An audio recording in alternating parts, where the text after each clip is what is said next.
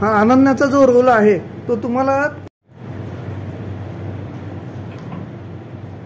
त्या सगळ्या कामाचा अनन्याशी काही संबंध नव्हता, पण मी एक आधी व्यावसायिक नाटक केलं होतं मॅट्रिक नावाचं.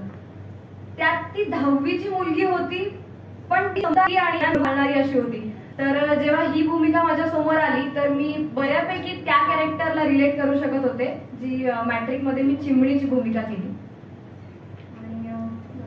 भविष्यात आव्हानात्मक अशा कोणत्या भूमिका करायला आवडेल तुम्हाला? मला बायोग्राफी करायला आवडेल. थँक्यू.